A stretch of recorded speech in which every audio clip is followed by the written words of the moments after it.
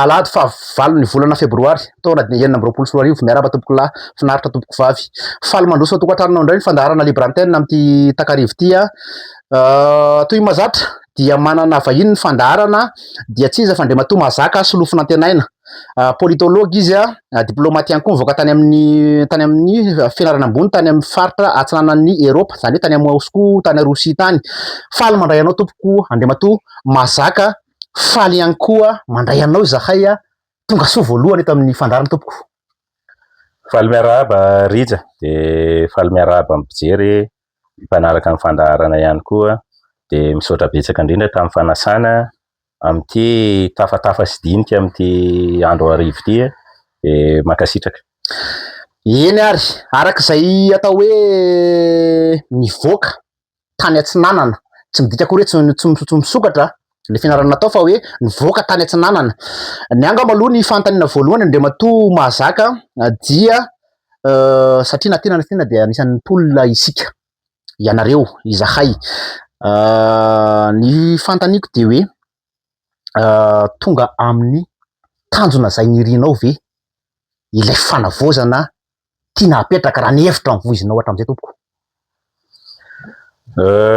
Voalohany indrindra aloha ataontsika hoe mbola voaingana ihany ny joron'ny fitondrana fanavozana ankehitriny zavatra iraisantsika rehetra angamba ataoko hoe satria hita iny tolona iny hoe nahazo karazana adhésion populaire eraky Madagasikara zany hitanao hoe mihetsika daholo de iraisantsika zany zay hoe tokony nivalina mihitsy ny fitondrana teo aloha iny satria maro ny lesoka hita zany amin'ny ankapobeny de nandrindra ny teo amin'ny lafin'ny fandrosoana lafin'ny politika ny ataontsika hoe eo amin'ny sehatra maro hafa isan-karazany de zay zavatra zay zany aloha ataontsika hoe amin'ny efa-bolana eo zay no hoe nisiny ny fanjakana fanavozana tondrantsika ankehitriny de io zany moa tsisy zavatra hoe hitanao hoe indray mpimaso de ho tsara be na ohatr'izay fa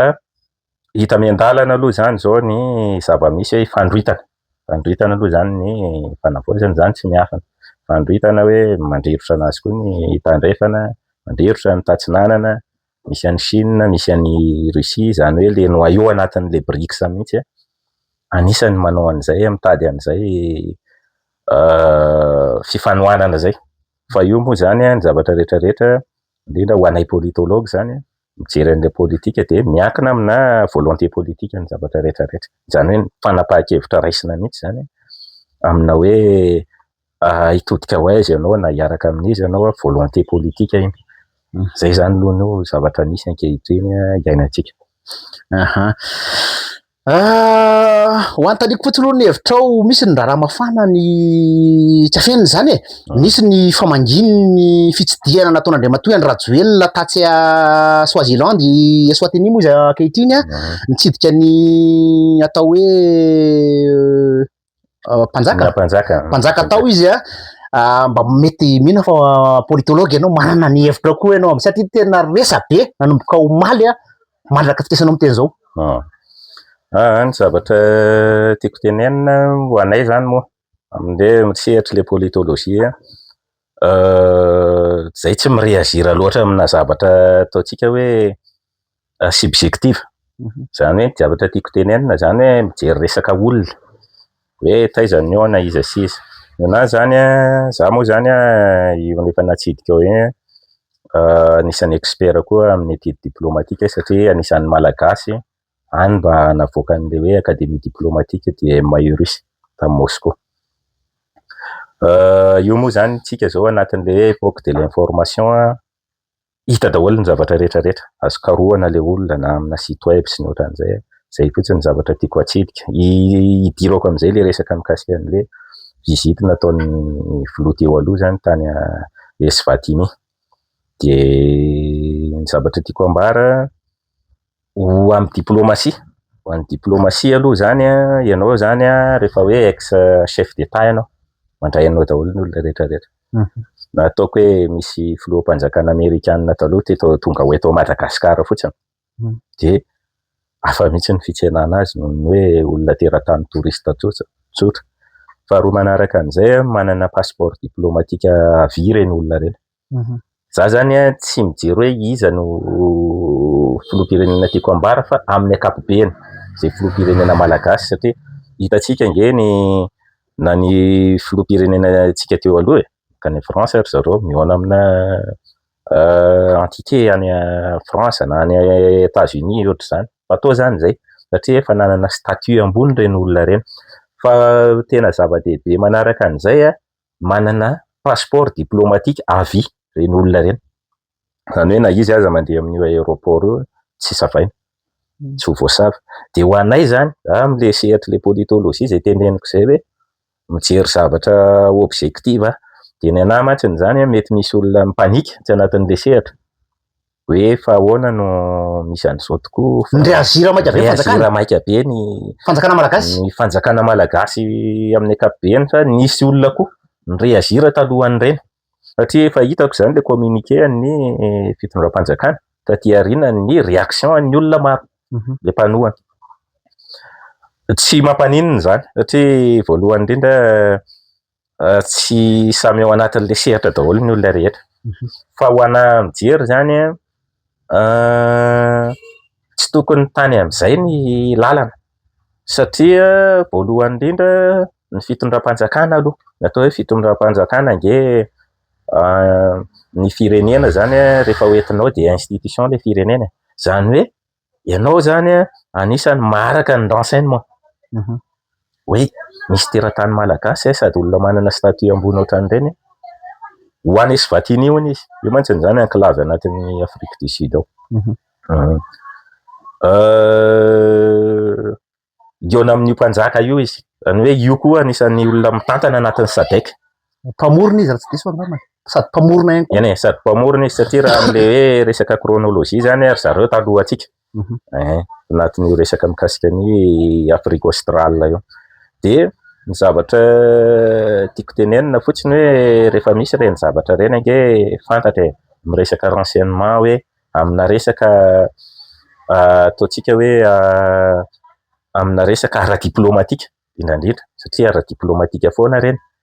Fa ny ataoko hoe ny thème mety niresahana mikasika ny politika. Na zany na tsy zany za aloha hatreto tsy mbola nahita communiqué mazava taorian'ny fihaonana iny hoe inona no zavatra nolazainy iny mpanjaka ao Eswatini Swaziland mantsy zareo taloha zany. Dia za zao hatreto mbola tsy nahita communiqué officiel hoe navoakan'ny SADC ohatran'izay. Tapakely mazaka nisy tantara tany amin'ny 2009 tany raha niala teto Madagasikara ny filoha teo aloha Ravalomanana dia takoa no vatana. Mety misy fandraisany ve ohatry ny mampieritreritra bainy ihany izy? Misy fandraisany satria mazava ho azy ange misy an'le hoe inona ty izy ity misy hiérarchie zany mantsiny zany ny amina resaka mikasika na io organisation politique na organisation économique misy zany. Misy koa raha hoe organisation politico-militaire ohatran'ny hoe ny OTAN na ohatr'izay. Dia ny zavatra tiako ambara zany raha vao misy korontana aty amin'ny Afrique australe dia ny SADC no mandray azy satria tsika membre anatin'ny SADC, membre feno mihitsy koa tsika. Zay zavatra zay zany tsy maintsy mijouer rôle be da be indrindrandrindra amina resaka io fifandaminana zany aty amina karazana région satria organisation régionale ny SADC, ny COMESA ihany koa. Fa ny any amin'ny COMESA mantsiny zany somary économique kokoa izy zany hita. Fa ny aty amin'ny SADC zany izy mandray roa sady économie izy no mandray sehatra politika. Satria izay teneninao zay hoe raha nisy koa ny tany amin'ny 2009 anisan'ny tena nandray anjara be mihitsy ny SADC.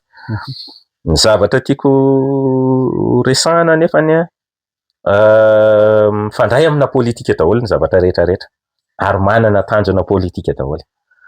Ny izay teneniko izay hoe za aloha zany hatreto zay tsy fantako ho anareo mpanao gazety mety mahita mety diso hoe mety tsy maharaka koa dia nisy communiqué navoakan'ny SADC mikasika ny hoe inona ny zavatra nodinihan'ny ataontsika hoe filoham-pirenena teo aloha sy ny filoham-pirenena mpanjakany Eswatini ankehitriny. Za aloha hatreto mbola tsy nahita an'izay satria za koa mba te hahita an'ilay izy hoe inona ny commentaire ara-politika na géopolitika azoko atao anatin'ireny zavatra reny, na hoe inona ny zavatra ara-diplomatika ankoatran'ireo teneniko ireo hoe raha vara resaka prinsipa hoe afaka mandray an'izany filoham-pirenena taloha zany daholo satria efa nisy tantaran'izany hitantsika ny firenena rehetrarehetra.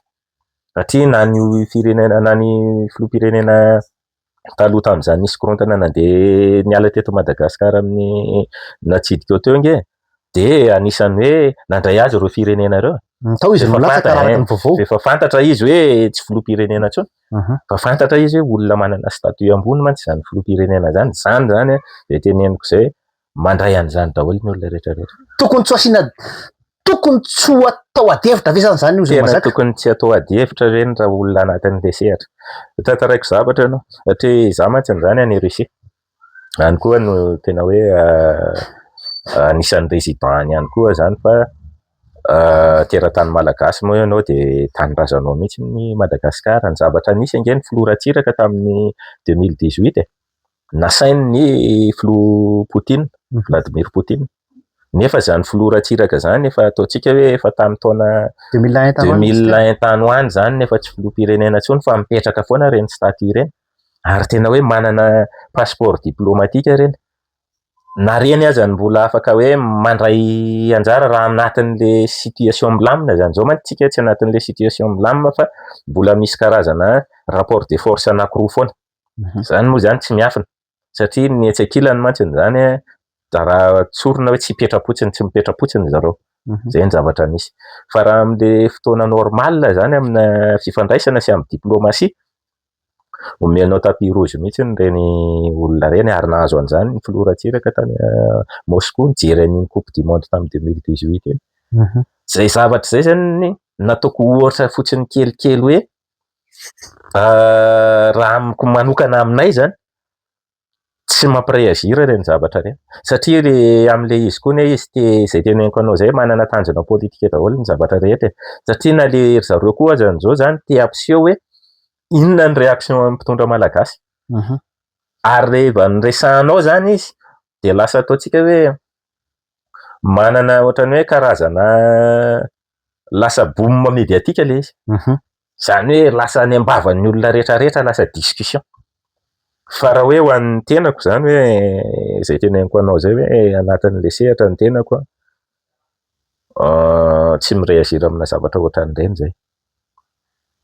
Zay zany ny zavatra azoko amaliana an'ireny ary hoe zavatra tsy tokony nasiana teny koa reny satria amin'ny mahafanjakana amin'ny fotoana rehetra izy afaka amin'ny contact. Afaka mikontakta hoe ahoana na ny any Afrique du Sud hoe ahoana ny zavatra ohatran'izao. Mbola misy note diplomatique azo alefa ihany koa amin'ireny hoe ahoana aloha ny hoe misy an'ity zavatra ity dia valin'ireo. Iny zany au niveau any eo no misy an'ireny ary any amin'ny coulisses ihany fa tsy voaka aty amin'ilay ataontsika aty amin'ny surface. Hoe tsika zany miala tsiny mampiasa an'izay voambolana izay tokony hoe tsy mivoaka aty zany ireny fa misy manazava foana ireny. Ary zareo any amin'ny SADC afaka manazava an'ireny. Raha hoe angatahana zay le hoe afaka mangataka anao dia demande d'explication atao note iny any amin'ny resaka diplomasia. Zay le izy. Ie, ny tena ady-hevitra ao anatin'ilay izy mantsy mazaka dia hoe efa noesorina aminy ny atao hoe nationalité laksina amin'ny teny baiko hoe ny zom-pirenena malagasy.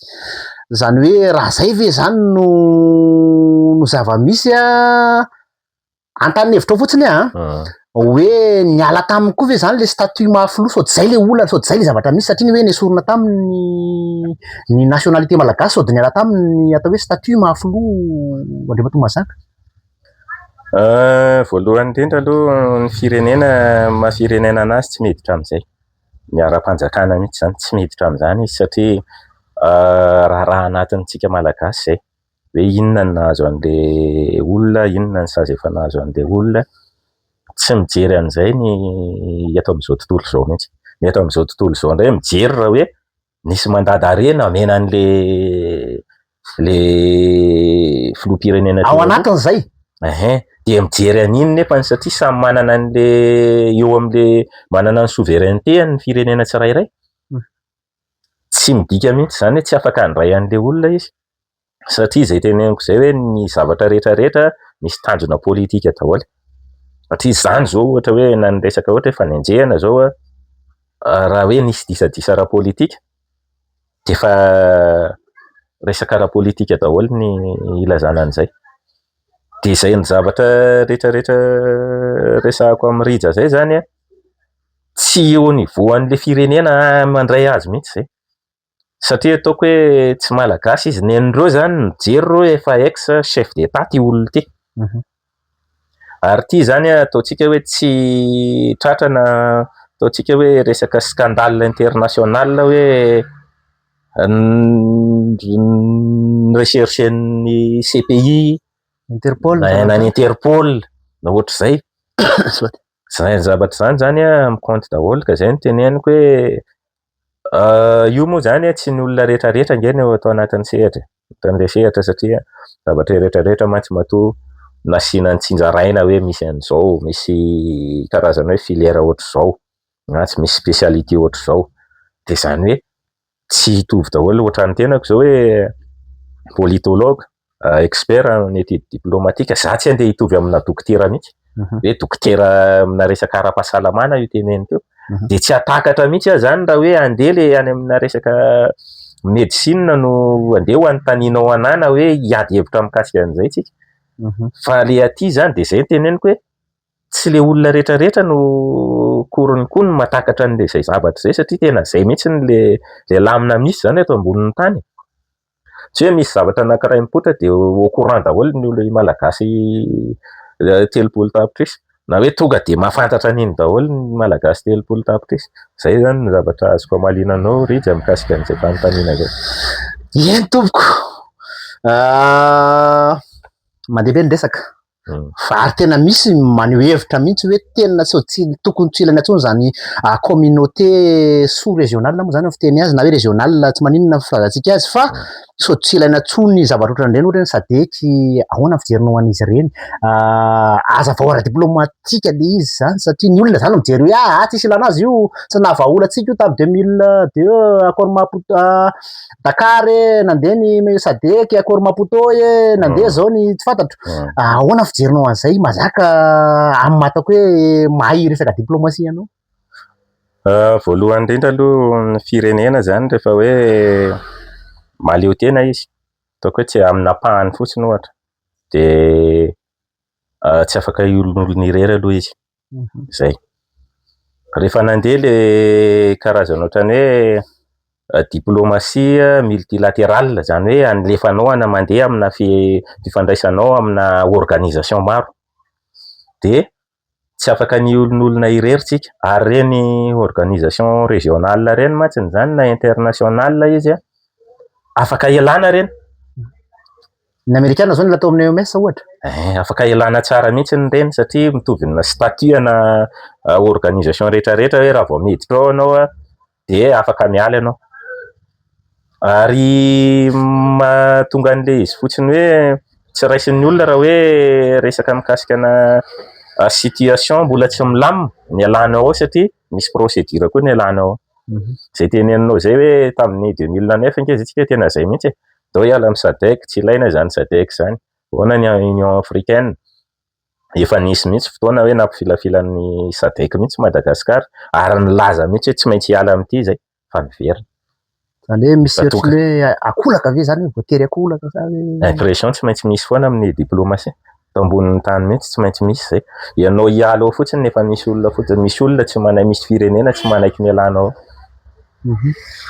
Voalohany indrindra koa ianao mantsiny zany ohatran'ny hoe raha manao raisiko amin'ny kilalaontsika malagasy raha manao katro tsika misy vato ray tsy ampy fotsiny ao dia efa tsy mandeha zany io lalao io.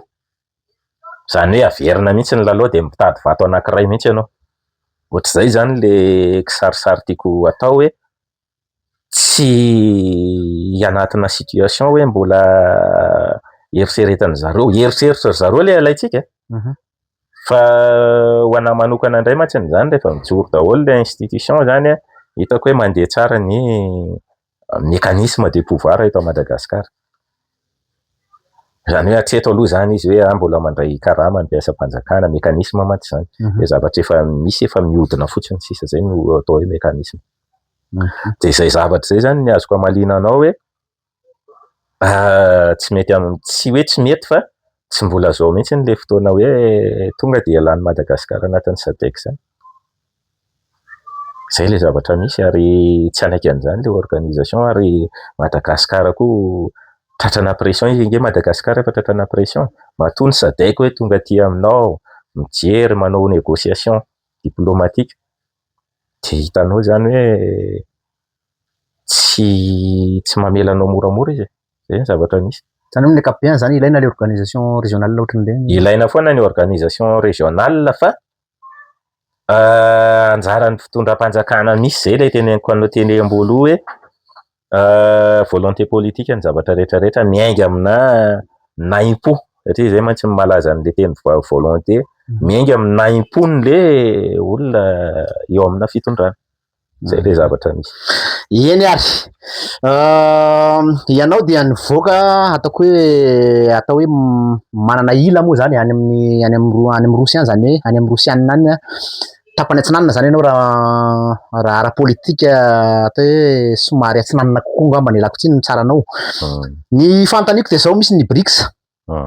Izay efa nahazo firenena maromaro mpikambana ao aminy raha ny atao hoe fizotran'izao fitondrana zao efa nandeny hoe tonga ny fiaramanidina Rosianina zay nata-pisiresa be nitondra nanao nandefa resaka fitaovam-piadiana nisy resaka an'izay misy teo tsy matangy tsika fa nisy avaka marinina zany zany hoe somary efa mitodika mitsinanana tsika. Ampifandraisiko am'le SADC ihany na ohatra raha ve rehefa vetika amahavan'ny resaka BRICS sy ny tatsinanana fa hoe na ohatra raha ve ka hifindrana amin'izany atao hoe hitodika mitsinanana koa tsika dia mbola ilaina io SADC organisation régionale io. Na koa za moa zany Union africaine ohatr'izany. Maliko azy tsy de tena mifandray loatra zay. Zay zavatra zay. Afrika Atsimo de misy ataoko hoe fifandraisany loatra zany zay le fanontaniana zay satria inona ny antony. Le tsy azonay tsy diplomate zay fa zay mijery ivelany fotsiny. Zay mahatonga ana hoe amaly an'le izy tsy midika mihitsy le hoe raha ho any antsinanana tsika de ahoana ny SADC mety azontsika iarahana ve tsy azontsika iarahana.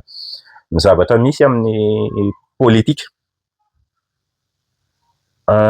ninona zany zavatra misy amin'izao tontolo izao ninona antony de ny olona akaiky anao foana no azonao ifandraisana voalohany. Io zany le amin'ny antsointsika malagasy trano atsimo sy avaratra. Zay tsy maleky elofana hozy izy ny fitenenana zany hoe eo am'le trano akaiky atsimo na avaratra anao eo mihitsy ianao ny afaka mialoka fa tsy hoe andeha ho any amin'ny 10 kilomètre. Zany hoe tsy de zay loatra mihitsy le resaka fifandraisana satria tsy midika mihitsy zany am'le hoe raha andeha ho any antsinanana tsika de misy fiantraikany ary amin'ny SADC. Mety misy le izy satria voalohany indrindra rehefa miteny hoe SADC zany Madagasikara no anisan'ny francophone zao anatiny ao. RDC RDC anisany hoy fa tsy hoe izy rery. Ohatran'ireo roa eo any ngamba no francophone. Zay le zavatra misy de zany hoe mijouer rôle koa mantsy an'ireny zany hoe anglophone daholo ry zareo. Na izany na tsy zany misy foana ny stratégie zay le hoe stratégie politique. Mifandray io zany raha hoe me mandeha ianao de makany amina géopolitique indrindrandrindra satria inona ny antony Afrique du Sud zao anatin'ny BRICS ary fondateur mihitsy. Anatin'le noyau mihitsy izy. Noyau mihitsy izy hatramin'izao. De Afrique du Sud nefany noyau koa izy aty amin'le SADC. Zany hoe tena toteny be mihitsy izy anatin'le SADC satria izy no matanjaka indrindra ao. Satria io misy foana ny hiérarchie hoe izy amin'ny matanjaka indrindra izy amin'ny marefo indrindra. Zany hoe misy foana zany eto amin'izao tontolo izao Tena zavatra misy eto amin'izao tontolo izao dia ny resaka rapport de force mantsy. Izay manana heriny manjaka ary fantatra zany, hita zany.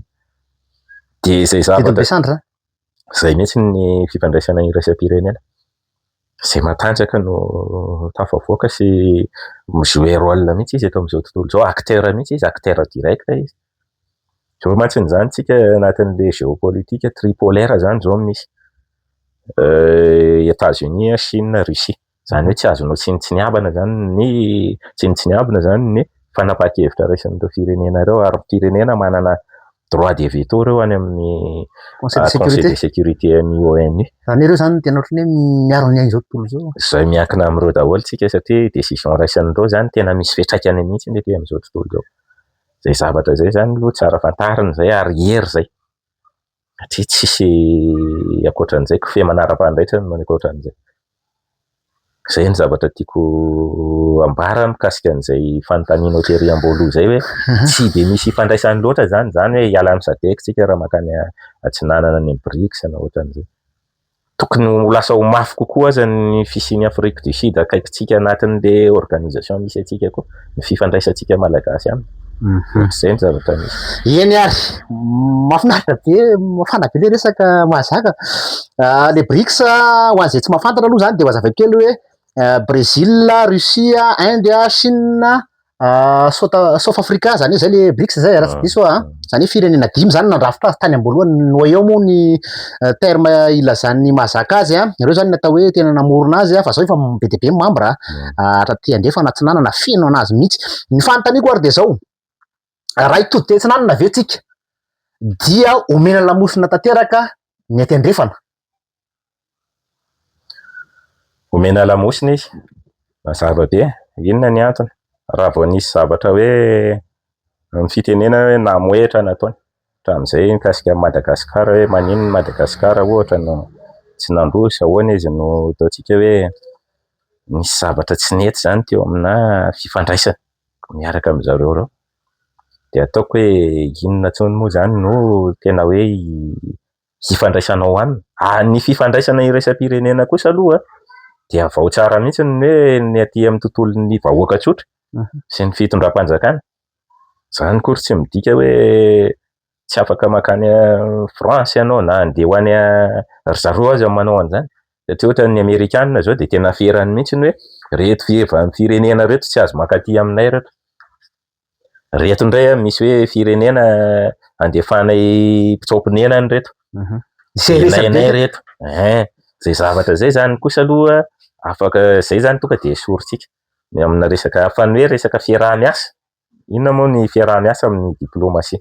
Fiaraha-miasa ange dia intérêt.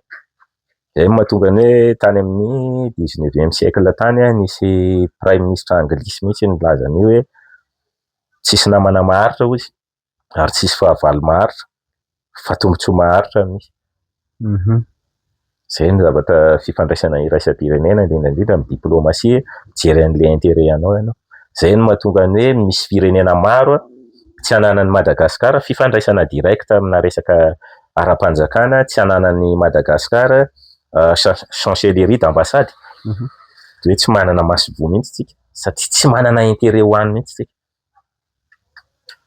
Zay zany. Afaka miteny ve ianao mba firenena kely firenena ray ohatra izy zao tsy ananantsika an'izay mihitsy ohatra eto ambony tany? Maro. Anisany hoe manana maso-bo maro ange dia ireo firenena anatin'ny Conseil de sécurité ny ONU ireo. Satria zareo zany amin'ilay hoe natanjaka hatramin'izay izy dia ataontsika hoe nisy ara-tantara maro ihany koa nandeha ny colonisation sy ny karazany dia tsy maintsy nametrahan'izareo ambasady ireny, tsy maintsy rehefa naleo tena ilay firenena taty aoriana. Fa betsaka ny hoe tsy ananana firenena ambasady na tsika malagasy aza. Tsika moa zany zao ohatra ny Burundi dia inona no ohatra fotsiny fa miala tsiny amin'izay Burundesy. Hoe zay ve ohatra dia inona zao ny intérêt atsika ohatra amin'ny zareo. Fa ny intérêt kosa hazo foronina. Hoe mahita zavatra any amin'ny firenena rifa ohatra ny ilaitsika malagasy io firenena io. Atao ny étude be da be ny étude azo atao amina resaka ara-pifandraisana. Dia zay daholo ny andohan'ny fifandraisana rehetra rehetra. Tsisy ankoatran'ny intérêt, tsisy ankoatran'izay. Nefa raha ny atao hoe eto Madagasikara zao mazaka raha mijery ny mpampiasa volontsika somary hita ihany hoe orinasa tandrefana no betsaka eto. Ao anatin'izay fanomezana lamosina zay ve ialako tsiny sao de misy tezitra hoe makaiza fa zay mihitsy ny atao hoe amin'ny sehatra inona zany le tena hoe itodiana makany antsinanana zany raha zay ny fanontaniako malaza azy. Zay teneniko anao zay resaka tombotsoa satria efa nanana ara-tantara atsika raisiko zao ohatra hoe Russie. Le zavatra misy ange misy karazana fanavahana ihany amina resaka voizina any amin'ny média indrindra. Maninona moa zao raisiko fotsiny amina hoe maha-politologue ny tenako. Za mahafantatra tsara mihitsy hoe système politique fermé ny any Chine. Satria zay zany anisan'ny andrefesana ny misy karazana système politique anankiroa, système ouvert, système fermé. De raha oharinao aiza misy démocratie kokoa, Chine sa Madagasikara? Hoe afaka kokoa zany ny vahoaka hitanao hoe le pensée mantsiny zany le fotosaina mantsiny mahafaka anao. Fa tsy ny anao le hoe atao tany ianao dia afaka mandehandeha any anaty ala na ohatran'izay. Tsy voateritery zany ianao am'le pensée aiza ny tena misy an'izay, Chine ve sa Madagasikara? De fa maninona ny tandrefana no mandeha makany Chine miara-miasa nefa izy mihitsy ny voy an'io tam'ilay années 90 hoe firenena communiste io, ary tsy ilaina io. Na malagasy zany aza ny mbola tena ataotsika hoe zany Chine zany tsy eritreretin'ny malagasy hoe andeha hanao resaka business any Chine ny malagasy. Fa ny antsika zany tamin'ny andro taloha hoe akaikikaiky atsika eto Maurice, La Réunion, France ohatran'izay zany. De fa maninona rehefa mitodika any amin'ny Russie tsika dia lasa polémique. Fa maninona rehefa any amin'ny Chine ohatra ny amina zany mantsy le jouena amin'le média. Satria zay zany anisan'ny hoe zava-dehibe eto amin'izao tontolo izao ny communication. Rehefa ny any amin'ny communication koa zany mamotika anao dia mety ho simba mihitsy koa le olona manana fitaovana anankiray entina hamotehana mihitsy io amin'izao fotoana izao. Entina hamotehana reny efa hatramin'izay reny. Misy zavatra ohatran'izao mampanao gazety any rehetra. Ho anay moa zany efa hoe avy tany dia miaina any ihany koa. Voizina amin'ny média mihitsy le hoe fa maninona any amin'ny firenena mangatsiaka any ve nareo ny andeha? Ho any Russie le olona, le ankizy. Dia alaivo io carte mondiale io. De jerenao hoe mbola misy firenena ankoatran'ny Russie efa any amin'ny cercle polaire any ambony any amin'ny pôle nord, avec ny pôle nord. Finlande, reny zao any amin'ny pays scandinave zao, mangatsiaka lavitra noho i Russie reny, misy hiver fa. I Groenland io anisan'ny resabe. Io zao anisan'ny resabe io. Nefa ny tsy hitanao hoe zavatra ohatr'izay zany le jouena amina resaka média ka ny tiako atongavana mantsy le hoe saoditsika io mantsy ny ataoko hoe hitaritako ny tanora zandry indrindra satria anisan'ny nanao an'ny titolo teny tanora Gen Z. Hoe mba arao tsara tokoa le resaka zavatra misy eto amin'izao tontolo izao satria zay tena tsidiko teny amboloha zay époque de l'information zany zao no misy, zay miaina amin'izao tontolo izao. Zany hoe efa hitanao n'aiza n'aiza ny resaka vaovao fa tsy ho afaka mampitahy ihany koa. Hatreo zany ny zavatra tiako hamalina an'ilay. Eny ary. Ho resahako kely ihany resaka BRICS satria tany amin'ny Repoblika Faharoa dia anisany nifandray betsaka tamin'ny atao hoe URSS moa tamin'izany fotoana izany. Ary tamin'izany moa zany dia nisy mihitsy ny atao hoe boky mena noentin'ny mpianatra Sonam Andriamatoa Didier Ratsiraka. Ny alohan'ny hiakatra eto ianao dia nisy ny teny mihitsy hoe inona ny fandrosoana noentin'izany boky mena zany teto Madagasikara izay niarahana tamin'ny tatsinanana. Zany hoe ohatry hoe nivahelika zany izy taty afara lasa hoe BRICS anisan'ny Brésil sahala amin'izany sy Afrika Atsimo. Fa inona no raha ianao zany zao mety hoe tsy tatranao le izy satria ianao mbola tanora ihany hoe tsy tena nenanao le izy fa inona ary zany le tombontsoa no entin'izay boky mena zay ialako tsiny tsy le boky mena tiako tenena tsy le boky menany Andriamatora Ratsiraka président Ratsiraka teto Madagasikara fa le hoe ny fiarahana tamin'ny URSS tany amin'ny Repoblika faharoa. Zao le zavatra tiako ambara alohan'izay. Misy an'le hoe politique comparée, politologie comparée zany hoe tsy azonao ampitahana zany le politika nisy tany amin'ny andron'ny URSS sy le politika ny Russie. Russie zany anisan'le tany goavana fotsiny izy de nandova ny Union Soviétique. Zany hoe izy zany anisan'ny tena joué rôle betsaka indrindra tao ary nanana zavatra maro anisan'le ivon'le URSS mihitsy izy tamin'izany. De ny zavatra tiako ambara raha iverenantsika mantsy ny tantara satria zay teneniko zay lasa fampitahana le ho atao resaka comparaison. Fampitahana lasa sy ny ankehitriny zany zao satria tsy mety zay zavatra zay aloha amina resaka ataontsika hoe logika. Satria ianao zany tokony ampitaha zavatra anatina réalité. Raha hoe tena zay zany tena fampitahana tiana atao. Zany hoe tsy mampaninona zay satria zay le fanontaniana manitikitika anao. Ny zavatra misy voalohany indrindra vaovao aloha no mamotika an'izay koa hoe tsy nisy zava-bita. Ny barrage hydroélectrique teto Madagasikara nge tamin'ny andron'ny deuxième république daholo ny tokanany. Zay ray. Io mampimenimena antsika io hoe ahoana ny jiro, ahoana ny rano. Tamin'izany nga antsika naheno hoe tapaka ny jiro, tapaka ny rano. Faharoa manaraka an'izay io zavatra mbola ampiasain'ny tafika malagasy io. Io hoe nasiana polémika hoe tonga ny Rosianina manome basy anao sy ny karazany ka atao ahoana ary 80% le fitaovam-piadiana amin'izao mbola anazy mbola fabrication soviétique, fabrication russe. Dia andeha ho aiza ary ianao zany? Anisan'ny basy malaza ny Kalaknikov, anisan'ny tena hoe basy Rosianina malaza. Reny zao anisan'ny zao ohatra reny zao anisan'ny basy miparitaka eran-tany koa reny. Naiza naiza zany ahitana an'ireny daholo. De zay zavatra zay anisan'ny koa ohatra ny SN eo zao mbola misy olona mbola matsiarotsiaro manembonembona an'izany hoe tokony verina zany service national zany. Zany hitanao tamin'ny deuxième république daholo nanana inona ty? Nanana industrie tsika malagasy. Zany hoe izy fotsiny ny an'ny fanjakana. Nanana tsika nanana rosy tsika, nanana bata tsika, nanana abattoir mpanjakana tsika. Anisan'ny tapahako kely vetivety mazaka. Zay mantsy avy any amin'ny faritra Antsirabe iny dia anisan'ny anankiray lehibe tadidiko concession ana soja tao fondrarony tao hoe sovietika tamin'izany. Ialako tsiny tsy ata kely. Eny tantara niainantsika nge zany e. Zavatra tsy tokony ho azo fafana mihitsy zany hoe noratra tantara ianao de fafanao daholo. Sady misy maraka manko zay fa za maraka zany nisy an'izany tany. Nisy daholo, nisy tany Manakara, nisy nanana zany tsika e. Nanana patrimoine io fanjakana malagasy io. Tena hitanao hoe fanjakana mitantana azy sy manana anazy rava moa ny Union Soviétique fa capitaliste tsika presque firenena tamin'izao tontolo izao efa capitaliste lasa na privé zany ny patrimoine. Ataontsika ny Atsasa-Manilany mihitsy ny lasa privé. Raha Atsasa-Manila. Zay zany zavatra zay zany ny zavatra misy aloha. De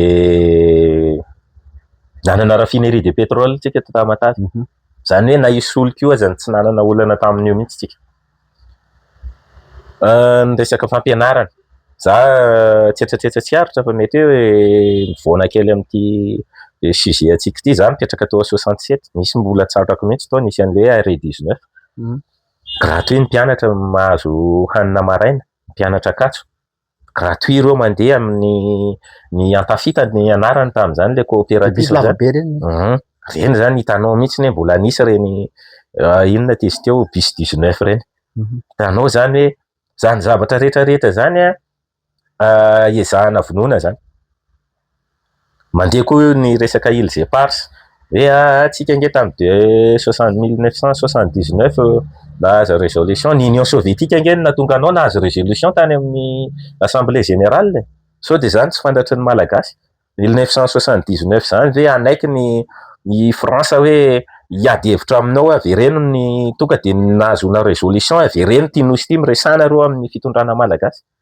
Matafavoaka an'izany ary ve malagasy ankehitriny raha tsy mbola nisy teo ny Union Soviétique, teo ny tamin'ny andron'ny guerre froide.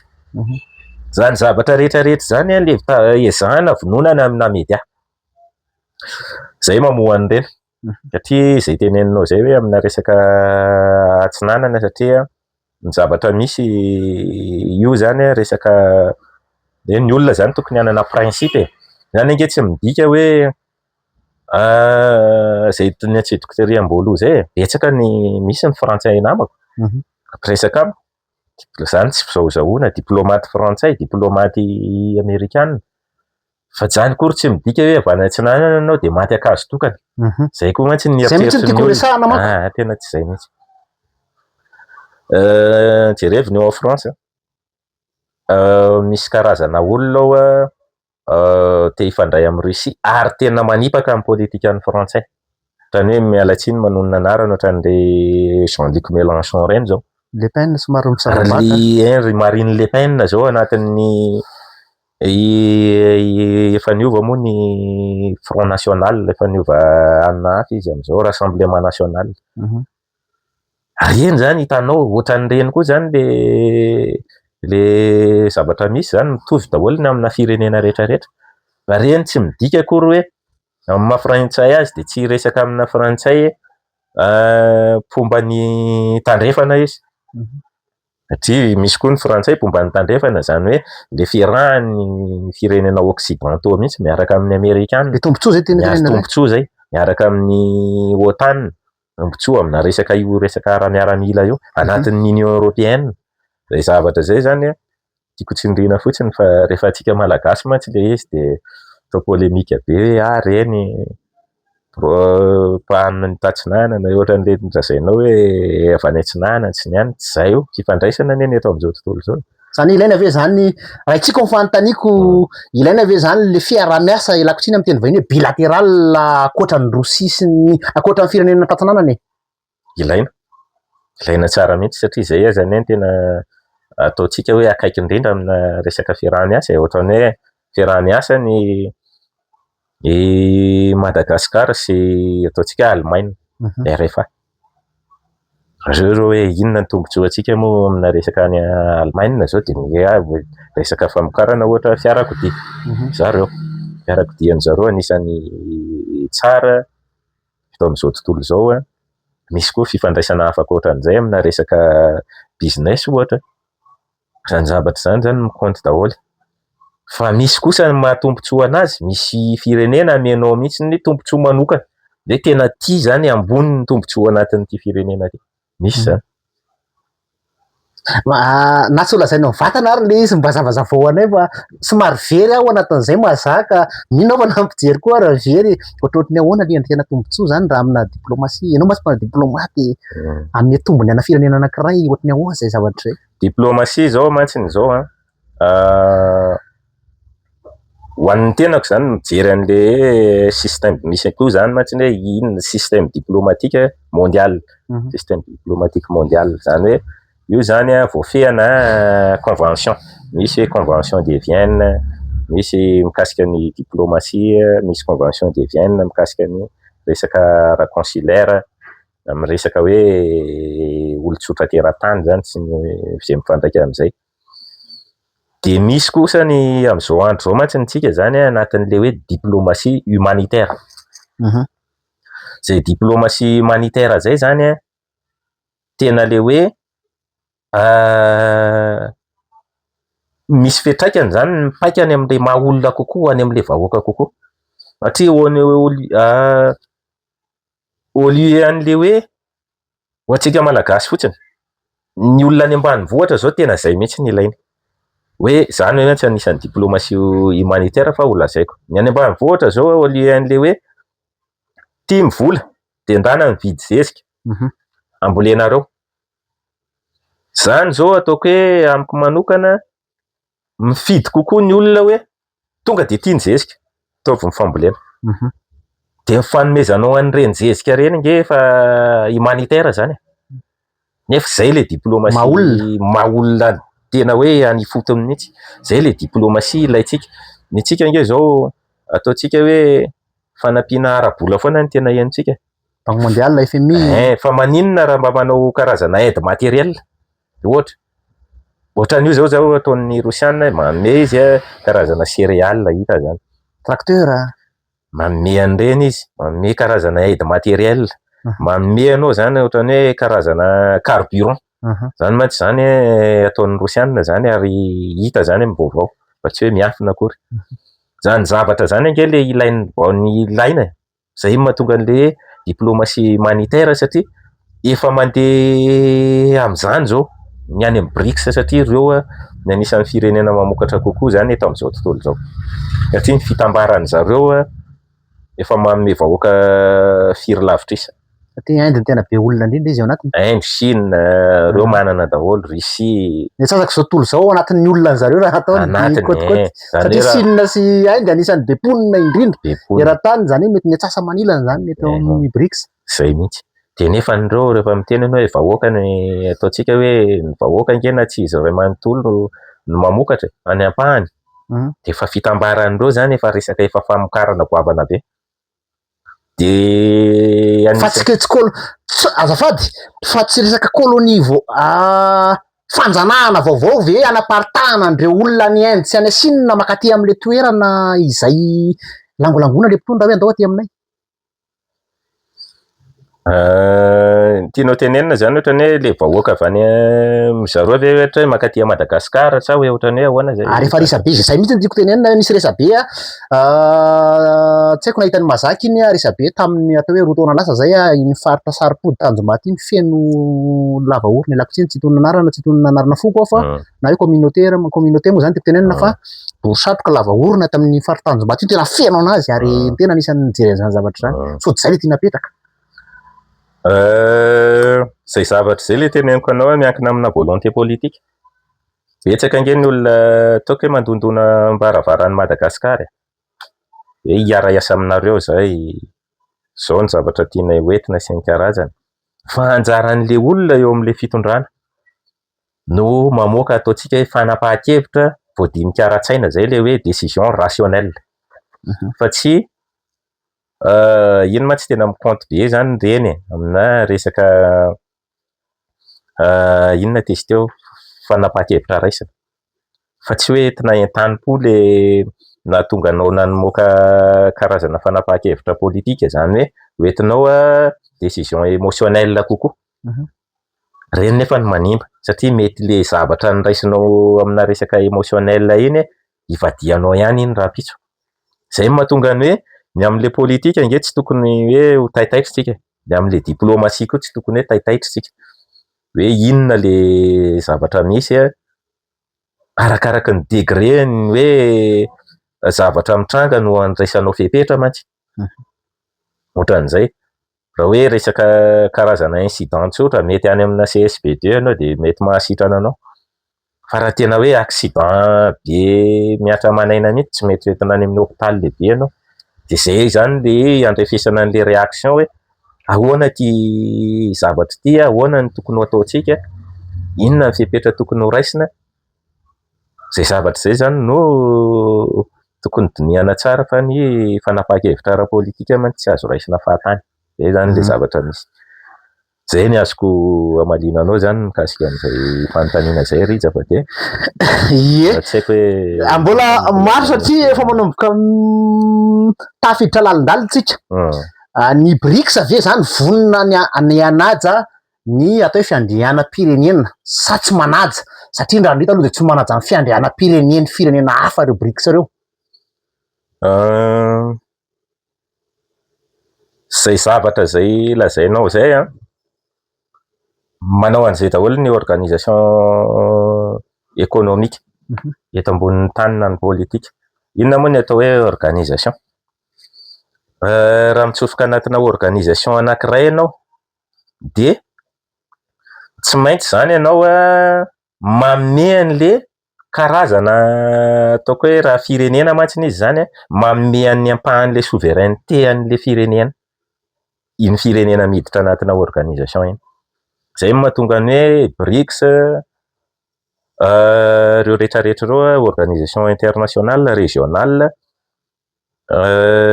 sous-régionale, izy koa zay. Ireo zany supranational le antsoina azy. Supranational zany ianao manome ny ampahan'ny souveraineté anao anatin'ireo. de tsisy an'izany hoe fanjanahana ve sa tsy fanjanahana, ianao le miditra ao mihitsy efa mameno le ampahan'le fiandriananao. Ianao zao raha miditra organisation de tsy maintsy hajainao ny statut eo. Ampiasana fotsiny raha ohatra. Ianao mifoka sigara zao de mety ohatra fotsiny misy olona zao ohatra mifoka sigara.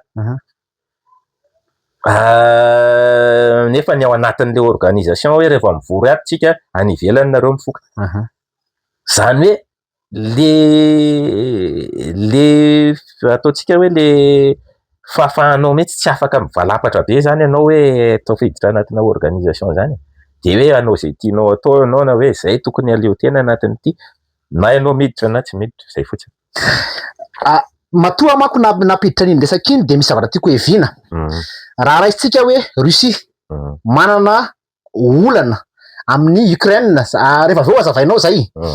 Anisany resabe hoe Russie nge manjanaka ny Ukraine, miteny izy hoe amin'ny Madagasikara ils épargnent fa tsy amin'ny frantsay. Atsakirany Russie maka ny tapany atsinanana Donbass moa fiteny azy, ny atsinanana iny Chine tsy manao menace atsa Taïwan,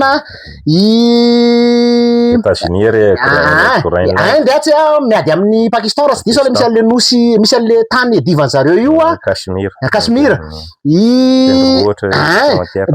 De tiako tenenina de zao États-Unis tsy maka ny Groenland, tsy fantatro io izy aty Venezuela zao anisany vao nalainy voanga kely tsy ataoko hoe Rakotozafy Alexis Alaratsiny mitovy anarana, tsy zay avy le zava-misy hita zany hoe olona misetrasetra le olona reo samy te-hanjanaka daholy, zay le zava-misy. Fa zay le natsidiko taminao tery ambolo hoe zay mihitsy nge le fifandraisana iraisam-pirenena. Zay anaritsy ohatra zay no misy. Zay mihitsy le fifandraisana fa de hoe anjaran'ny firenena rehetra ny manao effort hampirapilamina an'izao tontolo zao. Zay fotsiny le izy hoe any amin'ny région aniza no misy ady, zay mahatonga ny hoe any amin'ny région aniza no misy tsy fankazahoana, de aty amin'ny région any Afrique australe mandeha ny SADC. Aty amin'ny resaka ahoana koa ny any izy ty RDC sy izy ty sy RDC Rwanda. Misy any Nord Kivu ohatran'izay zao ohatra. De mandeha koa ny any amina firenena hafa ohatra ny any Tchad sy ny anina, de ny any ndray nefa ny CEMAC zany mitovy inona ty organisation ohatrany hoe homologue ny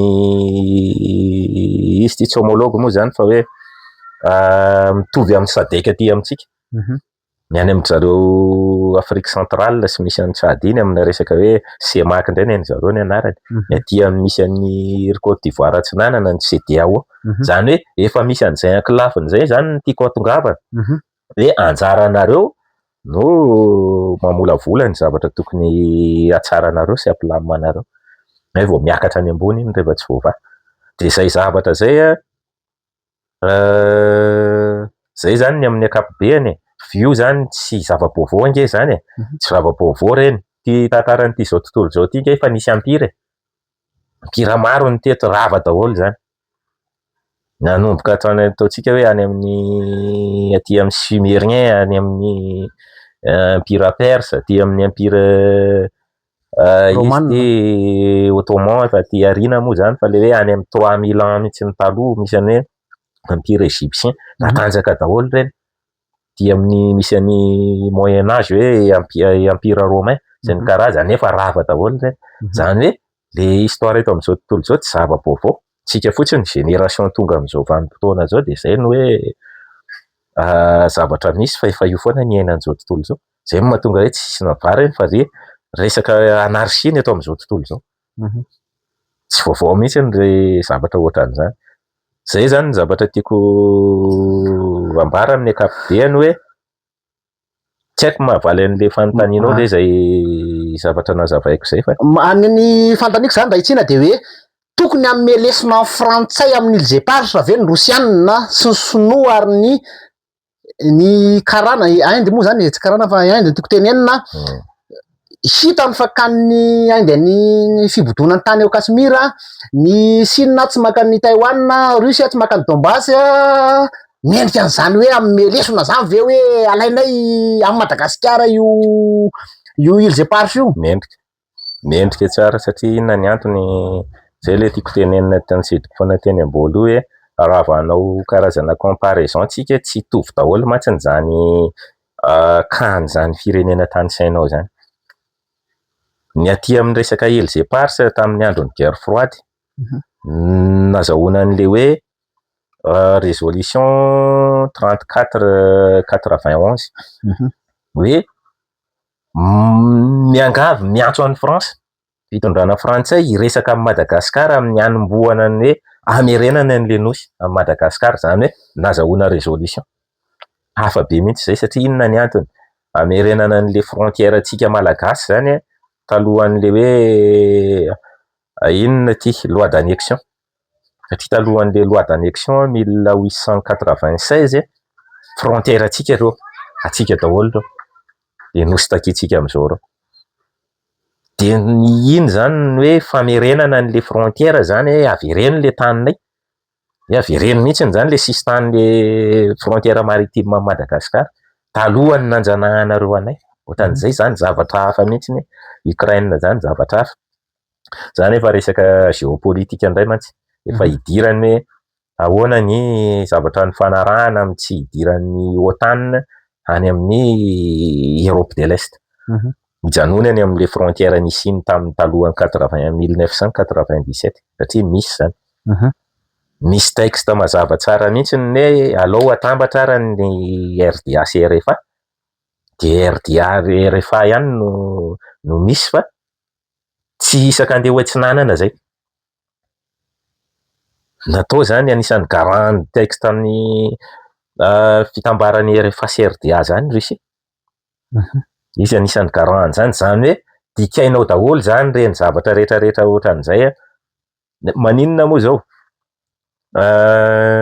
Tonga any akaikin'ny frontière any Atlantika fotsiny ny sambo rosianina ohatra.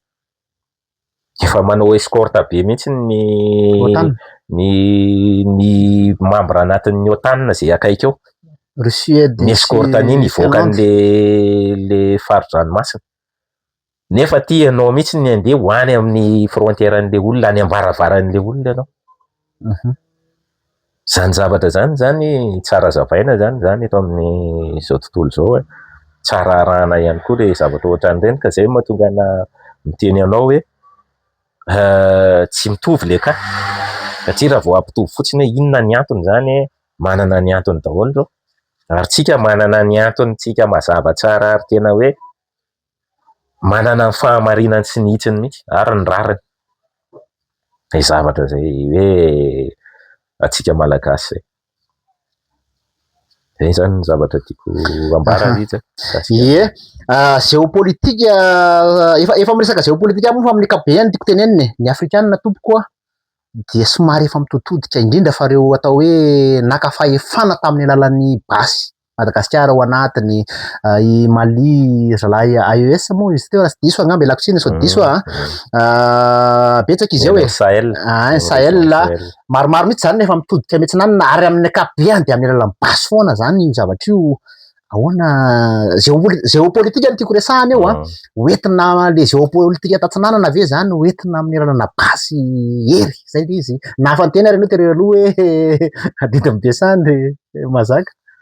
Iny moa voambolana nampiasaiko fotsiny didin'ny Besandry. Zany no tena izy zany no tena izy.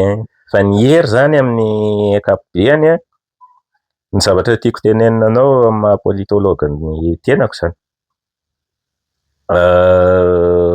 Raha ny zavatra tena hoe nalalinina ihany koa sy ny fantatra amin'ny politologie, ny hery ara-miaramila no mikontety ambonin'ny tany. Ary zay natanjaka ara-miaramila foana ny nandresy teto ambonin'ny tany. Na raha ny ampira rehetra reny misy nanafika dia anisan'le firenena voazanaka ianao avy eo tratrababo. Atarantsika malagasy ange ohatr'izay. Niditra amin'ny frantsay nanohatra ihany tsika. Teny andafy avaratsika nanohatra ihany raha ara-tantara fa za moa zany tsy ihany fa ny ara-tantara ny fantatro. Mbola resaka lava be mikasika an'izay fa dia zay zany ny araka n'ireo hoe mpandalina tantara sy mpahay tantara dia milaza an'izany. Nanohatra mihitsy tsika fa tsy natosika. Ny zavatra misy mantsy eto amin'izao tontolo izao ny lôjika ingatsika Ny resaka ekônômia rehetrarehetra azo potehana amin'ny alalan'ny miaramila. Izany hoe ianao tantarintsika teo hoe nisy usine tamin'ny andron'ny deuxième république sy ny karazany. Zany zavatra zany zao anisan'ny hoe fototry ny toe-karentsika malagasy. Nefa raha sanatria misy ady dia ireny potiky ny miaramila. Dia izay zavatra izay zany jereo fa ho anareo mpanao gazety nge maharaka an'izany izay firenena marefo na le hoe faible militairement izay nge ny tena voamafy eto ambonin'ny tany amin'izao. Idiran'ny olona ny taninao mijery fotsiny miaramilanao. Mandeha indray ianao tsapain'ny olona hatraiza ny herinao. Ohatra ny adin'ny Iran sy Israël. Satria na henoantsika azy zao dia hoe tena firenena tsy voatafika izany Israël zany. Nefa mijery tsika amin'ny vaovao izay ny zavatra nisy hoe totinao Tel Aviv mihitsy ny missile iranianina, izany hoe manao remise en cause n'ireny zavatra notantaraina taloha ireny zany le olona. Izay mahatonga ny hoe amin'izao andro zao misy antsika izao manamafy ny resaka miaramila daholo ny firenena rehetrarehetra. Ary hita zany n'aiza n'aiza zany. Satria efa izay mihitsy ny lalana eto amin'izao tontolo izao hoe mampiasa hery ara-fizika mihitsy io. Hoe ara-miaramila zany tiako tenenina anatina firenena anankiray. Izay zavatra izay zany tsy miafina izay. Izany kory tsy midika hoe modernisentsika ny inona miaramila malagasy, ny tafika malagasy, dia andehantsika mety hoe hanana fahavalo hiady amin'ny firenena iza na izy. Tsy hany le izy satria izay teneniko anao izay hoe manana ny spécialité ny zavatra rehetrarehetra eto amin'izao tontolo izao nge misy spécialité, misy filière. Zavatra ohatran'io nge tiana miaramila. Satria amin'ny miaramila ny tenany arany hitany mihitsy hoe ay misy zavatra te hampandroso ohatran'izao amin'ny miaramila. Miaramila rehetra mba te hitazona an'izany basy vaovao. Ohatra fotsiny satria izay mihitsy ny le namola volana azy, izay ny spécialité. Tsy azonao hoe omena tsiny izy hoe tsy mety zany na ohatran'izay. Izay ny zavatra tiako ambara amin'ny ankapobeny Rija. Fa izay ny zava-misy. Miaramila. Ny tiako tenenina amin'izay ary efa lavalava ihany izay resaka antsika amin'ny rahalahy izay fa zavatra tiako tenenina hoe io zao Burkina Faso no tena malaza fa Mali aza adino fa manana olana amin'izao fotoana izao, indrindra fa resaka tena moa zany amin'ny mampanao gazety dia mitady recoupement mijery ireny gazety vahiny ireny na tantanana na tandrefana milaza an'izy ray volana roa volana teo zay nanana olana resaka pinerena tsy fahampiana solika tao amin'ny tao. Izany hoe hita hoe somary nisy olana rehefa natao hoe bascule mialatsiny amin'le teny vahiny hoe bascule nisy nanana ahoana ny fanazavana zavatra ohatr' izany sao dia ho avy amin'izany zavatra izany koa tsika tsy ho atsy. Asa tanana olombelona ireny. Zavatra rehetra ohatran'ireny mantsy izay teneniko anao izay hoe ny idiran'ny politika daholo ny zavatra rehetrarehetra. Satria izay mihitsy ny zavatra misy eto amin'izao tontolo izao. Izany hoe omeko ohatra kaiky ianao. Naninona teto Madagasikara tamin'ny nanomboka teo amin'ny faraparan'ny les années 80 teo. Mitovitovy daholo ny tany amin'ny pays socialiste ianao mino fa anisan'ny natratra an'izany. Nisy filaharana menaka teto Madagasikara. Nisy filaharana menaka sy karazana PPN tany amin'ny pays socialiste. Nisy tany sovietika tany amin'ny pays socialiste teneniko mantsy zany ivelan'le URSS. Cuba nisy ary tena nitovy daholo hoe nisy pénurie dia tsy mahazaka an'izany ny vahoaka. Aleontsika hanao karazana fisokafana. Reny zavatra reny zany ho anay politologa tsy tonga ho azy satria misy olona anatina ataontsika hoe conspirologie misy an'izay mantsy. Conspirologue zany ohatran'ny hoe complotiste. Karazana ohatran'izay zany. Karazana complotisme zany hoe mamola vola fotsiny ianao hoe ahoana ny créena karazana crise. Crise ny akamaroan'ny crise créena aminay politologue. Hoe ahoana ny ampikatsona io machine administrative io, misy olona spécialiste an'izany fotsiny. Misy politologue manana an'izany fotsiny. Misy analyste métude an'ireny fotsiny.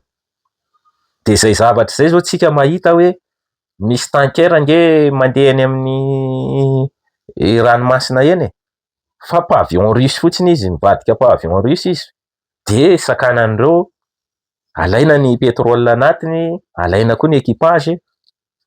Miaramila mihitsy no manao an'le assaut na le fanafiana am'le le tankera mitatitra pétrole. Zany zavatra zany ange efa izy fa anisan'le ikréena an'le zavatra misy teneninao zany hoe pétrole avaty avary tsy afaka maka ary.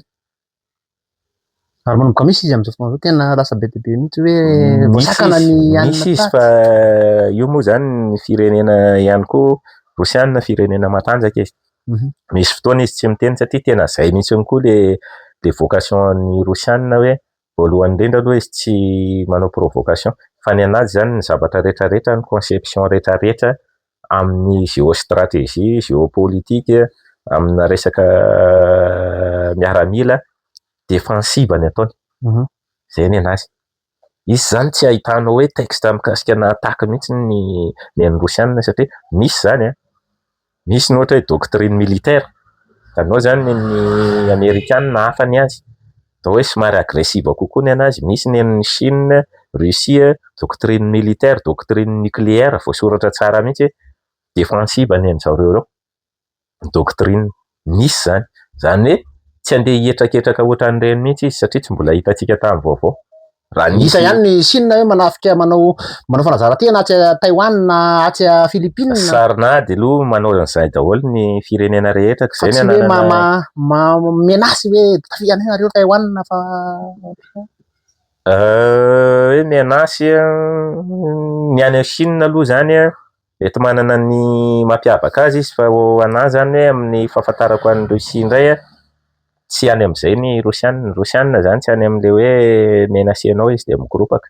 Na hoe izy koa andeha menasy anao fa zay teneniko zay hoe conception rehetrarehetra mikasika ifandraisany amin'ny politika sy ny fiarovana firenena ny anazy indrindra misy an'le hoe fiarovana an'le existence de l'État. Le daholo ny andreo mantsy de manana dingana maromaro izy mbola défensive foana ny andreo.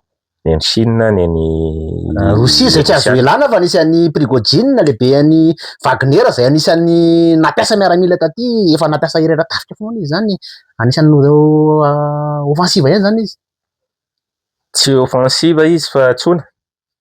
Satria misy izy nge zay no anti-piscine, karana izy. Tsona firenena izy tonga fa anisan'ny hoe mijery fotsiny izy hoe ahoana ny mitovy ny fifanarahana rehetrarehetra. Hoe mety aminao ve le fifanarahana? Tsy mety aminao le izy de tsy manatanteraka ianao. Manana an'izany daholo. Misy koa ny Amerikanina Blackwater zao. Efa niova moa ny anarany taty aoriana. Reny zao hitanao koa hoe paramilitaire ny inona ty société paramilitaire. Zay koa ny anti-piscine mikarama mihitsy izy andeha hikarama anady. Atsonao izy, atsona fanjakana izy, mandeha. Misy fanarahany amin'ny fanjakana de mandray anazy ny fanjakana zay misy. Fa miankina amin'izay teneniko zay foana hoe miankina amina volonté politique foana ny zavatra rehetrarehetra amina firenena anankiray. Zay ny zavatra tiako ambara mikasika an'izay fa raha hoe resaka Rosiana, ny Rosiana misy efa hita ara-tantara zany. Karazana ataontsika hoe fomba fiteny. Hoe ny Rosiana tsy manomboka ady fa mamarana ady. Hita zany amin'ny tantara. Hatramin'izao mandrakity ny androany zany fantatra ary hita zany. Zay zavatra zay zany no tiako amalina ny fanontaniana be. Anao fanontaniana anankiray somary manahirana kely anaty atao hoe tany amin'ny taona enina aloha ataoko précis mihitsy hoe tamin'ny enina amby sivifolo sy valonjato sy arivo tsika nanomboka voazanaka.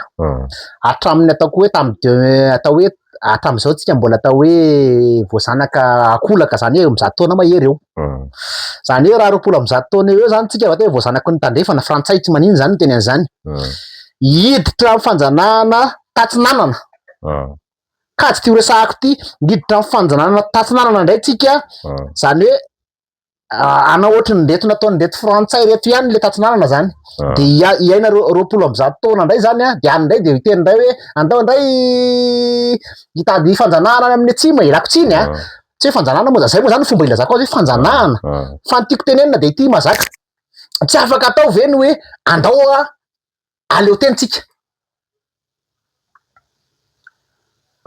misy karazany ny fahaleovan-tena ny fahaleovan-tena na tsika hoe raisitsika zany hoe olombelona atsika inona no fahaleovan-tenanao zao enao miala amin'ny ray aman-dreninao ve sa hoe enao afaka mampidi-bola nefa ianao ao anatin'ny ray aman-dreninao ihany no mipetraka de inona am'ireo le fahaleovan-tena reo zany ny tianao ho azo satria samy hafa le fahaleovan-tena misy zao ny ankizy hoe tia aleo tena izy ara-bola misy izy zao hoe tia aleo tena fotsiny izy hoe aza BDS na ramody alina tiako tenenina zany hoe amina resaka fiainana andavanandro anany tokantrano zany de ho raisitsika am'izay zany le izy amina firenena fahaleovan-tena ohatra ny ahoana zany ny tiatsika ananana satria le pression tsy maintsy misy foana amina firenena matanjaka na ara-politika zany na diplomatika zany misy ny pression diplomatika misy ny pression politika arakaraka le tranga misy nefa io na le hoe le situation iainana ihany koa na le vanim-potoana mihitsy de voalohany indrindra aloha raha miteny ianao hoe resaka fanjanahana za mantsy zany maha-politologue ny tena moa zany maha-politologie ny politologie de science izy zany hoe raha ho atsika zany olona scientifique de ameo zany le indisy na le ohatra hoe raha miaraka amin'ny tatsinanana atsika de anatin'ny 20 taona ho voazanaka foana zany zay le nataony tandrefana zay zao le nataony tandrefana ka zay le teneniko anao hoe tsy azo ampitovina mihitsy tsy azo manao comparaison mihitsy tsika hoe ohatra zao le lasa de ohatra zao nefa le ankehitriny de ampitovinao le ankehitriny sy le taloha zay teneniko zay nandalo vanim-potoana maro be Madagasikara tanatin'izany nefa nandalo izy système socialiste nandalo izy capitaliste nandalo izy karazana ohatran'ny hoe crise maro nandreny zao tany amin'ny 1993-92 hoe ampy filoto ny vola malagasy any zao efa crise hoe nahitana défaut de paiement i Madagasikara tamin'izany andro zany financement parallèle nalaza tamin'izany fotoana zany zao anisany daholo ka zay le teneniko anao hoe meo indisy ara za zany amin'ny hoe ma-scientifique atsika amin'ny resaka ohatra zao hoe raha miaraka amin'ny retsy ange atsika de atanatin'ny 20 taona voazanaka de meo arany le zavatra misy hoe ty zany le mahavoazanaka atsika hoe ty zany le indisy ohatran'ny hoe 1 + 1 = 2 zay mantsy ny amin'ny arithmétique de meo zany hoe raha ity miaraka amin'ny BRICS atsika de raha ity ampina an'ity zao ny zavatra manjoa atsika de zay zavatra zay nefa ny tsy mbola misy olona mahateny an'izay aloha fa hoe mbola karazana aiany ataon'ny olona zany ndray moa tsika ndray moa tsy miditra amin'izany ny olombelona samy manana ny fotosainany samy manana ny aiany mety hoe misy ny sasany hoe mety petara no mipoaka tsy mahataitra azy mety grenade mihitsy ny mipoaka zay voataitra izy de tsy hitovy daholo mantsy zany zay zavatra zay tsy azo ampitoviana na ny firenena na ny olombelona samy hafa daholo eny ary mamaraparana tena mamaraparana antsika fa alohan'ny tenenany amitinany mazakany ndesantsika amin'ny rahalahy teo dia fanontaniana anankiray ny tiako valinao endrika fanjakana toy ny ahoana raha iaraka amin'ny tantanana antsika zao tsika mitandrefana ny hoe demokrasia endrim-panjakana avy any amin'ny filoham-pirenena makao amin'ny mpanao lalàna makatsy makaroa endrika ohatry ny ahoana ny tianareo raha ohatra ianao maha-politologue ianao inona endrikana fanjakana ohatry ny ahoana tokony tsara hipetraka eto Madagasikara raha io rafitra miaraka amin'ny tantanana io eny misy moa aminay zany misy an'le hoe structure de l'État de misy ndray hoe ahoana misy hoe régime politique de ny structure ohatry ny ahoana zao ohatra mety amintsika structure unitaire ve sa structure fédérale ve misy unitaire zao ny amin'ny ankapobeny eto amintsika zay nefa ny ainatsika aloha kanefa n'izao le bilan misy Ny zavatra ialako fotsiny zany satria eto Madagasikara zay teneniko anao zay betsaka ho le olona no miteny zany fa betsaka amin'ireny olona reny no tsy politologue izy.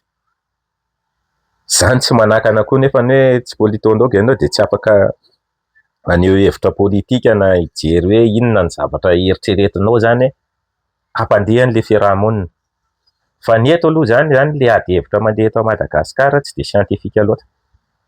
Voalohany indrindra misy fandraisana diso eto Madagasikara satria izay le teneniko izay structure de l'État zao misy anankitelo. Anankitelo mihitsy izy, misy an'ilay hoe structure fédérale, structure unitaire, unitarisme zany ireo sy fédéralisme, dia misy structure confédérale. Zany hoe confédérale zany moa efa anarana sisa satria na Suisse aza ange efa tsy confédérale fa fédérale. Zany hoe ny anara tsy very izy ny fitenenana. Somary azahoately antsika mazaka le confédérale sy fédérale mahasamihafa azy. Ny confédérale zany anisany hoe ohatran'ny io Suisse io zany hoe misy présidence tournante isaky ny herintaona. Dia io moa zany manana 26 canton zay ry zareo reo. Dia io nefany no entin'ny zareo amina resaka langue le izy. Zay mahatonga an'ilay hoe misy président francophone miteny frantsay, miteny allemand, miteny inona koa teny allemand. Dia misy karazana langue efatra zay misy atao hollandais nanandy koa teneniny misy karazany koa, misy hoe flamand, misy an'izany ao satria misy zanany koa reny hoe karazana dialecte sy ny karazany amin'ny européenne efa misy any amin'ny Alpes zany io.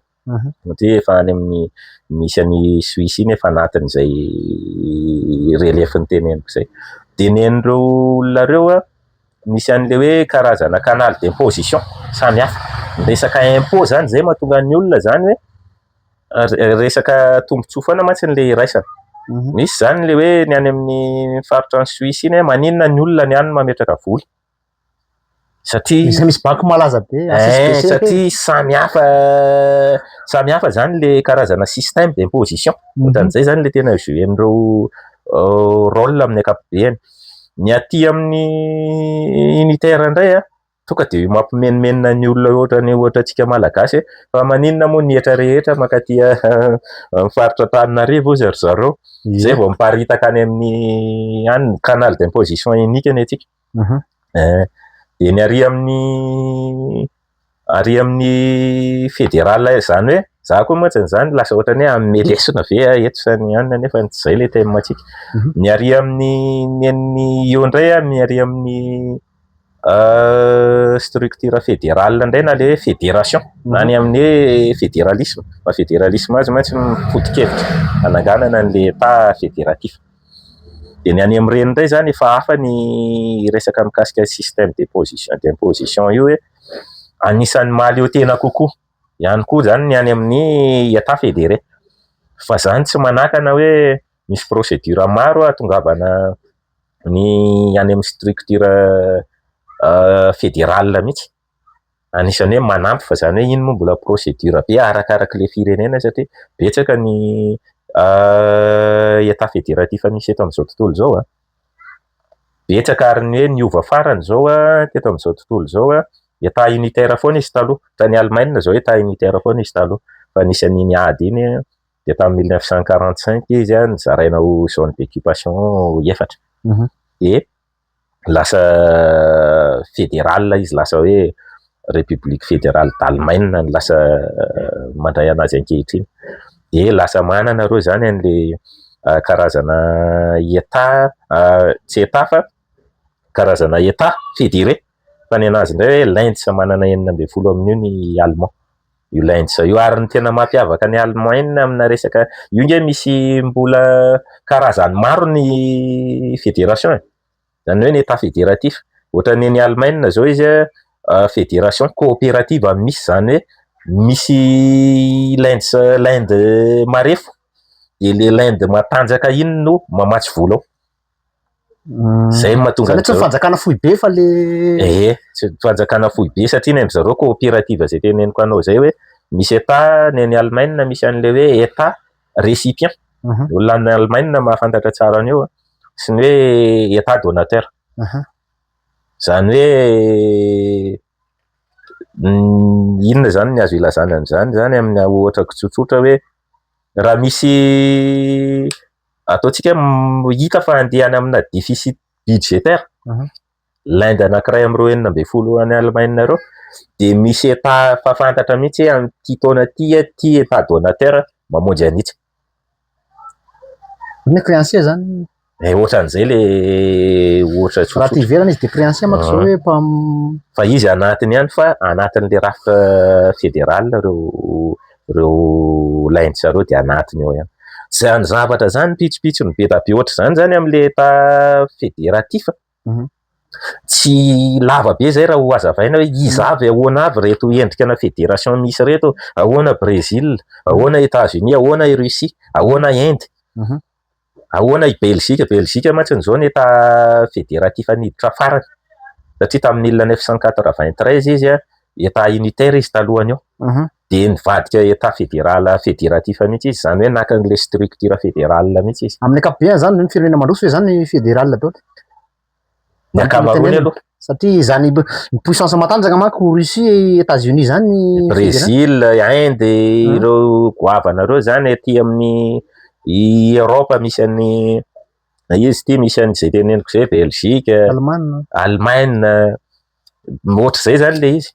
Ka zay teneniko hoe io misy pitsopitso maro fa indrisy moa eto Madagasikara vao hoe fédéralisme zay dia tonga dia hoy izy ny olona hoe tena fisarazarana ara-poko. Dia hoy izy koa ny olona tonga dia fisarazarana ara-paritra.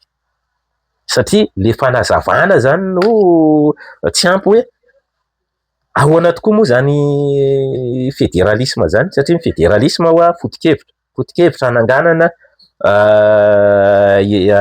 état fédératif, structure fédérale, malaza azy daholo mantsy zay satria voambolana politika koa moa indrisy fa anisan'ny mahantra voambolana ara-politika koa tsika malagasy dia tsy maintsy mampiasa an'le terme ohatran'izay zany ianao, tsy maintsy amin'ny teny vahiny no andraisana azy. Ka zay zavatra zay Riza tiako hiviana hoe tsisy manazava zany fa dia petraka fotsiny hoe fédéral fédération tokony hatsangana dia mampiady hevitra be da be eto Madagasikara fa allo ataontsika taimo manaraka ny fanazavana an'ireny fa lava loatra raha hoe eny ary omena fotoana fohifohy lavalava ianao ampitinana ny resaka antsika amin'ny raha lahy teto ary. Fampinana ataoko fotsiny mikasika ny zavatra ho avy foana satria ianao zany amin'ny politika tokony hitsindro zavatra ho avy ianao any amin'ny 5 taona mialoha na 10 taona mialoha, any amin'ny 10 taona ho avy na 5 taona ho avy ny tiako ambara.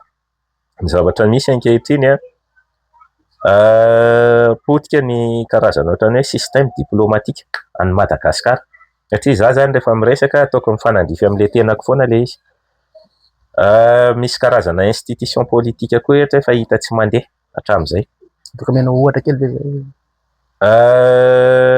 betsaka ny ohatra na hoe ataontsika zany reny hoe haute cour constitutionnelle reny mariny reny hoe institution politico juridique satria décision politique mametraka an'ireny olona reny, mbola mijouer an'ireny hoe any amin'ny assemblée nationale nefa mbola mijouer anatin'ny assemblée nationale sy ny Sénat koa ny hoe iza ny majoritaire ao dia zay eken'ny majoritaire ihany ry zany hoe reny aminay misy an'le hoe institution extractive fa tsy institution inclusive. Raha inclusive mantsy an'ireny dia hoe mandray anjara ao ny hery rehetrarehetra fa zany hoe avatsy izy mijouer amin'le zay teneniko anao zay politika dia jouer zareo zany hoe tokony hisy réforme teto Madagasikara. Tsy mbola nanana réforme mihitsy tsika hatramin'izay mikasika an'ireny resaka institution politico juridique sy politico sy ny système judiciaire misy zay satria efa tsy amin'izao andro zao tsony le hoe efa hitanao namono olona ohatra le olona maso eo maty le olona namono iny mbola tapenanao amin'ny masony. Inona ny antony ohatra zany zavatra zany mantsy ny any amina resaka d'innocence ozy izy ny teny hoe ka misy zany zavatra zany nefa mampimenimena ny olona io hoe hita eo zany le olona fa de nefa ny tsy maintsy manaja an'izay ianao satria zay le lalàna efa voapetraka kosa aloha fa tokony hisy réforme reny. Any États-Unis nge ny présomption d'innocence tsisy fa rehefa hoe nahitana nandeha zany le poursuite nataona procureur mianao te avy hatrany le olona.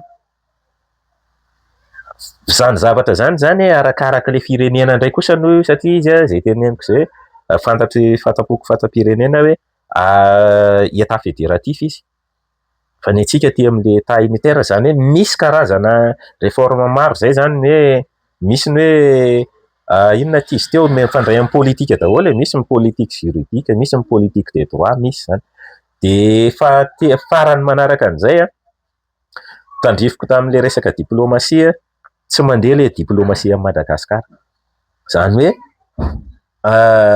ny angatahana zany aloha olona anatin'le sehatra amin'izay tena manao an'le diplomasia zany hoe 21e siècle zany tsy pimasy ny ataoko fa misy olona misehatra anatin'izany diplomasia zany ary tena olona mahay zao fotsiny tsika ny fifandraisana iraisam-pirenena nge tena misy akony mampandrosa ny firenena tsirairay zao tsy azo lavina mihitsy tsy azo lavina satria ny antony interdépendance zao tontolo zao fampiankana zany hoe raha anaovanao fairano resaka pétrole ny firenena hafa nefa miankina aminao amin'iny dia sepotra le firenena dia zany hoe ohatra antsika zao mandeha lalantsika ho any amin'ny Russie zany amin'ireny firenena reny tena mitaky tena hoe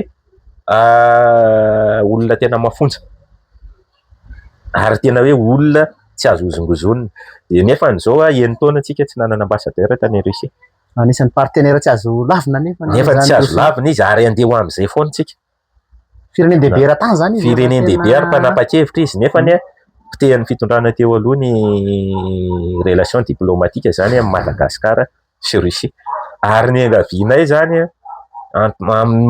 hoe ma-expert ny étude diplomatique ny tenako aloha le olona anatin'le sehatra no makany ohatra hoe Russie hoe tokony olona mahay tsara mahavoafehy an'le teny rosiana raha ny Chine indray izy olona tena mahavoafehy tsara an'le teny sinoa misy zany ta Madagasikara diso tsisy mba tsisy diplomate tsisy ambassadeur zao amin'ireo firenena roa matanjaka efa nisy voaingana ambassadeur nommé zany ny Chine aloha fa ny Russie zany hatreto tsisy satria sanatria ny vava lasa ohatrany hoe nataon'le fitondrana teo aloha ihany reny sanatria zany mitohy satria nireny aza ny tena tokony prioritaire andeha aloha tsy nisy Russie sady io zany tsika zao efa hita hoe miara-miasa aminy zay zavatra zay zany tiako atsipikely amin'ny famaranana ny ty fandaharana toto sain'ny Rija ty nanasana ny tenanay ty saotra betsaka Rija tamin'ny